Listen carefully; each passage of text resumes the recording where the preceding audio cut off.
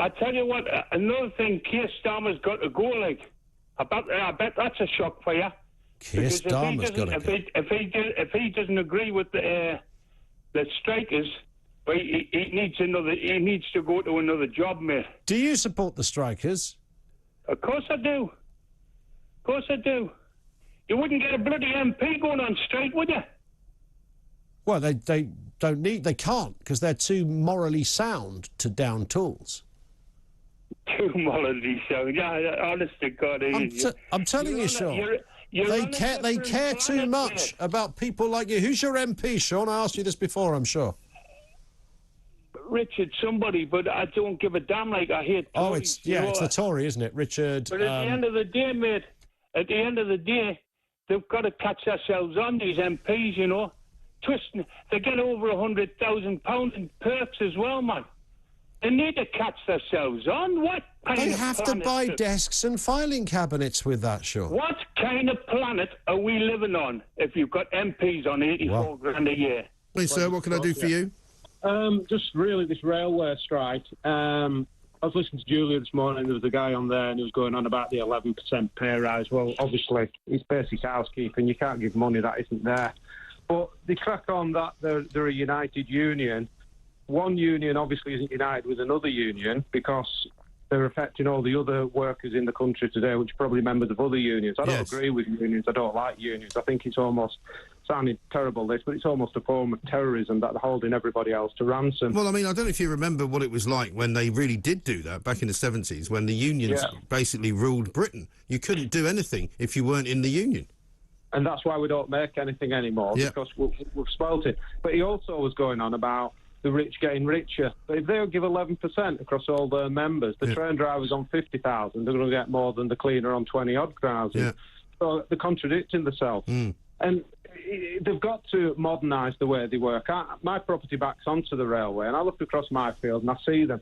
And from the bridge where they park the vans every Friday, the next access point on the railway is 1.25 miles, and they walk it, 2, 3, 4 men. Right. They have a guy at the front. He has a backpack on, which is all good for health and safety, and it tells them when a train's going. And they just walk to and from. In this modern era, surely we've got a better way to do that. Well, I mean, everyone who knows about the technology in railway sort of production nowadays says that most railway systems in the world use drones for that now, because it's a lot more efficient, it's a lot safer, because nobody's going to get hurt by a train suddenly appearing out of nowhere, and it's a much easier thing to do, and you can do it any time of the day or night. I work for Network Rail. And obviously seen the media outlet attacking workers. There's 2,500 jobs proposed to be cut, safety industry and Network Rail. It'll no sustain that. Your railways will be knackered. I mean, we're running at a work bank over a year's worth of work. They're constant. And the proposed cuts that are coming, it just won't be sustained for the government that they're proposing. The government say that what they're doing is modernising the railways to make sure that it survives. You're saying that you're saying that this isn't the case. That cutting is going to destroy it. Is that what you're saying? Yeah. Well, I've heard you saying about modernising the railway. We've had it's called a PLPR train that's been here since 2010. So it's already in place. There's stuff like that already in place. It's just an agenda to cut jobs. Do you work at the railways? Yes. Are you on strike today? Yes. And what do you say to the people who say, it's really good to get you on, what do you say to the people who say that Mick Lynch, with his rhetoric, is not interested in workers' rights? He's making this out to be a political war. He described the Tory butchers. He says he wants to bring down the government in a summer of discontent. Do you understand... No. However sympathetic people might be about your financial situation, that those sort of words, you ain't going to get much sympathy. Do you understand that or not? We've been in contact with Mick Lynch before this had even been announced, the strikes and that as well. We already knew that this was up and coming for Network Rail, that this was going to be happening. We knew there was going to be a fight on with this. I'm not interested in politics. I don't. But Mick Lynch is. Mick Lynch is, isn't he? Well, it's obviously a Tory government that's in charge, so they're the ones that hold the the purse strings. No, but what I'm trying to say is they're not talking. They're shackling the companies to talk. But they're private companies that employ you. Why doesn't Mick Lynch turn his anger towards those private companies? Well, again, you're coming back to the £16 billion that had been put into the rail economy. Did you get balloted to strike? Yes. And was that explain to me? I'm really interested. Do you? Is that like private? Do you do it in a? How do you do it? Did they send it home? Do you go in a booth? How do you do it? Yeah, just sent to your home address. And did you get balloted before negotiations begun? I believe negotiations had been taking place since January. Right. Okay. Talks. This is no new. What's been happening? This has been ongoing with Network Rail. So what you're saying is from your point of view, these cuts from the government would destroy the industry that you work in. You have no interest in the rhetoric of Mick Lynch. I'm being honest here. What's been proposed by the government, it's dangerous.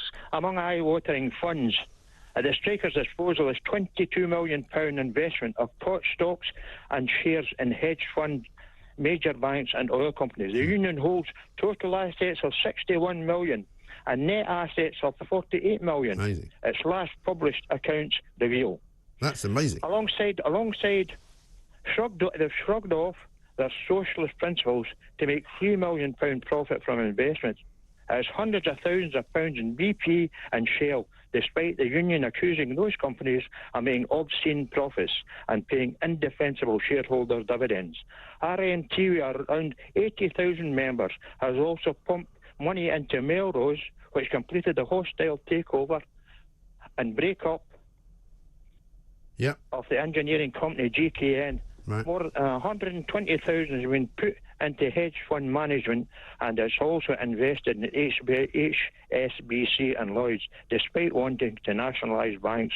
Mr Lynch has agreed a pay package of $163,000 a year, but has since agreed a reduced salary of $84,000. Yeah. Very nice of him. He's very, very kind. Oh, he is. You know, I'm sure that he's also got a few expenses that he throws in on top of that. But those are fascinating numbers, Jim. You need to get off your Tory high horse here, like. Do I? You know what it is? Do you know what it is, son? Yeah. Spent 42 billion, wasted 42 billion pounds in COVID, right? Nobody mentions that. They give 16 million to the rails, right? What did they do with 42 billion pounds? 16 billion to the rail industry. 16. Well, what's the 42 billion that they wasted? Listen, completely agree. Don't disagree with you at all, but we're talking now. I can't do anything about that. I'm talking now. Do you believe that these workers should get the 10 or 11% they want? The people that have paid tax, mate, want to know where the 42 billion pounds went to.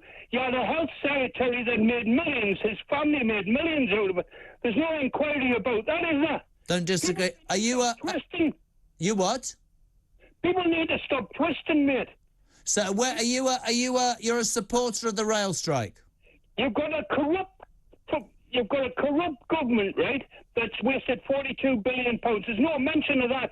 I've just mentioned it. I've allowed you to mention it. That's the whole idea of a democracy. You never do mention it. You keep going on about the 42 billion, 16 billion that the rail's got. But I can't get the 42 billion back now, can I? I can't. 42 billion pounds could have went into a hell of a lot of jobs. Yeah, absolutely. But you can't blame the government for the pandemic, can you? You might blame them quite rightly for some of the stupid things they did. I'm telling you a fact. They spent 16 billion quid on propping up the railways. Now, whether that went to the companies and not the workers and the shareholders, is that the government's fault, Sean? Yeah.